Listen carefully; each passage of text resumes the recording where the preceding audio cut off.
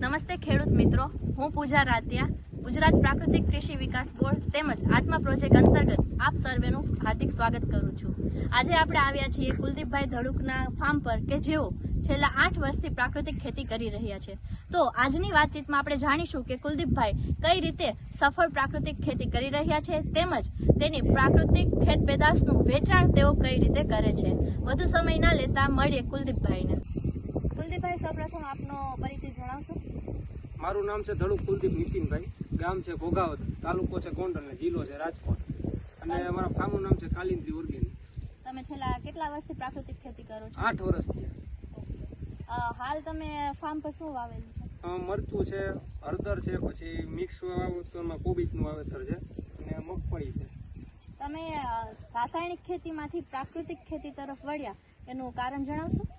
અત્યારે બેન એવું જોઈ ને તો 5 ઘર હોય ને એમાંથી એક ઘર એવું બાકી નહીં હોય કે એમાં એક એવો દર્દી નહીં હોય કે એક રોગ નહીં હોય એવું।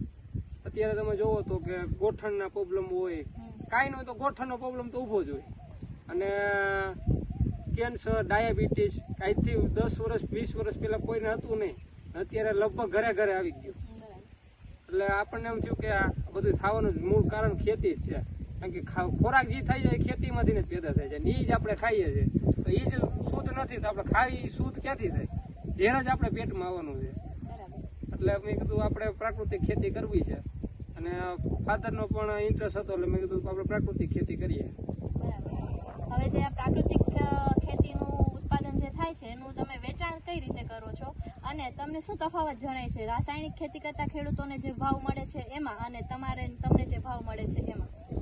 પ્રાકૃતિક ખેતીમાં એવું છે કે મારો માલ કે મારે કે યાર્ડમાં કે ત્યાં લઈને જ જવું પડતું, પોતે જાતે સેલિંગ કરું છું, અને રાસાયણિકમાં ભાવે બીજા નક્કી કરે અને સ્વાસ્થ્ય આપણું ખરાબ થાય। બરાબર છે। એટલે બંને બાજુથી માર પડે, આવક આવે તો દવાખાનામાં જાય, આખા વર્ષની મૂડી જે થઈ હોય એ બધી દવાખાનામાં વહી જાય, સેવા સરવાળે હોય ત્યાં નહીં આપણે રહી।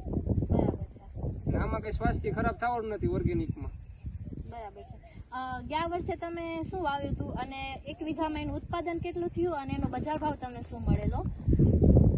ગયા વર્ષે મારે મરચી ને હળદરનું વાવેતર હતું, મિક્સ વાવેતર, અને એમાં હળદર 1 વીઘાની અંદરથી કરીબ 50 કિલો જેવી હળદર હતી, અને મરચું થયું હતું 100 કિલોની આસપાસ। એ બધું અમે જાતે જ સેલિંગ કર્યું હતું અહીંથી, એટલે મારે વીઘો તમને કહું ને 1.5-2 લાખની આસપાસ મારે વીઘો થયો હતો। અને વચમાં શ્રાવણ મહિનામાં મગફળીનું વાવેતર હતું, આ વર્ષે અમે કોબીજનું વાવેતર કર્યું છે, એટલે એ થોડીક આવકમાં વધારો છે। બરાબર છે। 1 કિલો મરચા પાવડરનો અને હળદર પાવડરનો ભાવ તમને શું મળેલો ગયા વર્ષે? 400 રૂપિયાની આસપાસ બધું। અને એની સામે જે લોકો રાસાયણિક ખેતી કરી અને સેલિંગ કરે છે એ લોકોને શું ભાવ હતો?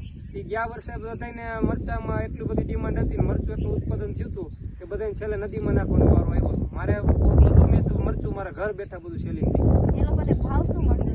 એને 1500-2000 ની આસપાસ મણના ભાવ।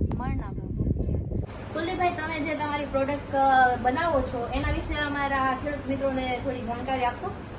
અમે ગાય આધારિત ખેતી કરીએ છીએ, એનું અમે પ્રોડક્શન કરીએ છીએ। આ ગાયના ઘીને 100 વખત ધોઈ છે અમે, ગાયના ઘીને 100 વખત ધોવામાં આવે ને એટલે ઝેર થઈ ગયું, એટલે સદધ્રુત તાંબાના વાસણમાં 100 વખત વોશ કરેલું, કે આના સ્કિનને કોઈ પણ રોગ હોય ને તમે એમાં યુઝ કરી શકો। આમાં સ્કિન આપણી ઓઇલ બેઝ હોય, ઓઇલ બેઝ ન હોય ને એટલે આમાં રોગ આવે આપણી સ્કિનમાં। પેલા આપણે જોઈએ તો 70-80 વર્ષના માજી કે બાપા હોય તો એની સ્કિન ઓઇલ બેઝ હોય, ઓઇલ બેઝ ન હોય ને રોગ વધારે આવે, એટલે આને આપણે રેગ્યુલર યુઝ કરી શકીએ, સદધ્રુત છે, સ્કિનના કોઈ પણ ડાઘા હોય તે માટે। પછી અમારું ગાયનું ઘી છે શુદ્ધ એટલું, અને 30 લીટર દૂધ હોય ત્યારે 1 કિલો ઘી બને ગાયના ઘી। પછી અમે ગૌમૂત્ર અને લીમડાનો અર્ક બનાવીને અને પાઇન ઓઇલ યુઝ કરીને અમે ફિનાઇલ બનાવીએ છીએ ગૌમૂત્રમાંથી, 100% નેચરલ। અને અમારા ફાર્મનું મરચું પાવડર અને હળદર પાવડર અમે પોતે જ પેકેજિંગ કરીને બ્રાન્ડિંગથી વેચીએ છીએ। તો ખૂબ સરસ કુલદીપભાઈ, તમે પણ જો આ પ્રોડક્ટ વાપરવા માંગતા હોય તો જરૂરથી વિઝિટ કરો કાલિન્દ્રી ફાર્મની।